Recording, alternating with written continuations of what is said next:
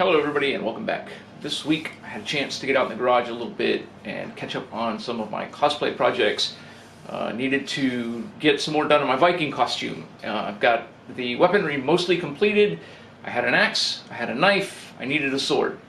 So I took myself out in the garage and started cutting perfectly good aluminum up into something that slightly resembled a sword, mostly. For the most part, it went along pretty well. Except for this. This was not supposed to happen. But 3-inch wide, 1/4-inch aluminum flat bar is not cheap. I am not going to scrap this. I don't know how I'm going to fix it yet, but I'm not going to scrap it.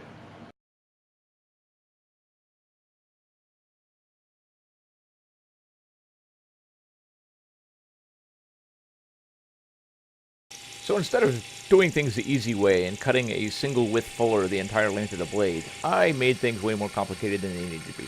The fuller mirrors the blade, so it starts narrow at the tip and gets wider as it gets to the base by the crossguard. This complicated things in a couple of ways. One, I had to make multiple passes to get the depth that I want because it's just a mini mill. Two, because it was a long blade and a short work table, I had to keep resetting the aluminum. I'd cut out, make 2 or 3 passes to get the depth that I wanted, then slide everything down a little bit further, and then mill the next section. I had to do this 3 times for each side.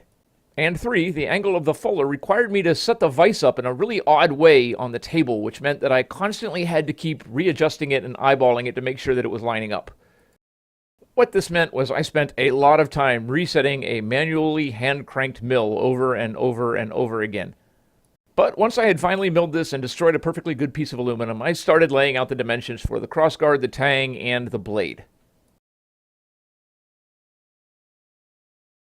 The WD-40 that I use in the mill causes the Sharpie lines to go away, so I redrew all of my center lines and marks, traced out what I wanted to do, guessed on about how big I wanted the tip, used a pair of wing dividers to make sure that I had the same size. Traced them over with another Sharpie so I could see them because it's really hard to see the little scribe lines. I laid this one out with a slightly wider point as opposed to a real narrow piercing point. Then just used a couple of straight edges to connect the base of the tip to the handle by the crossguard. Oh, and sorry, this will be annoying now that I pointed out, but apparently somewhere in the milling process I spattered my lens with WD-40 and didn't realize it, so there's a little blurry section in the middle of some of this footage. Oh, and the lighting is bad because it's about 30 degrees outside, so I've got the garage door closed, which means there's no real light to speak of. And once I had everything laid out, I slowly cut it out on the bandsaw. Aluminum soft and easy, but it was still kind of a long process. That's a lot of cutting with a little bandsaw and a really dull blade. I cut and rounded one side of the blade to make sure that I was happy with the profile before I did the other side. Once I knew that I was content with it and I thought it was going to work out, I went ahead and cut the other tip out and then started working on the blade. My belt sander doesn't actually spin fast enough to remove large amounts of metal quick fast in a hurry, so using a 4.5-inch angle grinder and flat discs, I leveled the blade and made it nice and straight and flat, or as nice and straight and flat as I could do it by hand, and then just started grinding out all the bevels. Other than the milling process, this is where most of my time was spent. It took a while to grind 30 inches of aluminum blade into something that even remotely resembles a ground-edged weapon.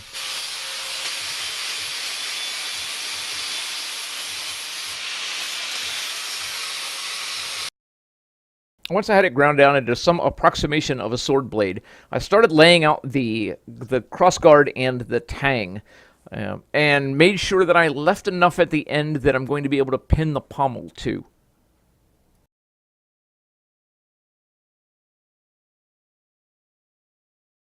I originally laid out a tapered tang that started wider up closer to the sword blade and then tapered down, as you can see. In the end, and I didn't film this, but in the end I ended up going with a straight, consistent 1/2-inch tang from top to bottom. It made it much smaller. I've got fairly small hands, so I ended up having to grind it down and cut it down a little bit further so that it fit my hands better when I was ready to put the handle on it. It'll make things a lot easier, I think.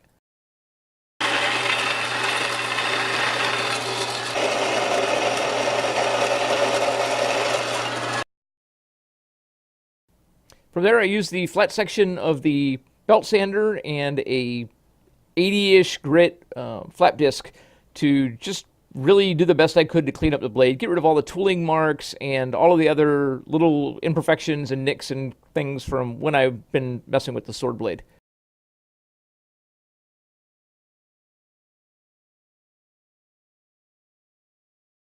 Took some 80 grit sandpaper and did the best I could to clean up the fuller and take the sharp edges off. From there, outside into the driveway where I was going to be able to see a little bit. And I just started with 80 grit paper and an aluminum block and blocked the blade down as best I could. Went from 80 grit to 100 grit, from 100 grit to 220 grit. Then I went from 220 grit to a 400 wet dry, and then from 400 to a 600 to try and polish the blade up a little bit. Like I said, eventually this sword is going to get intentionally battle damaged and weathered when I start painting it, so I wasn't real diligent about cleaning it up perfectly. I want it to look like it's been used and abused.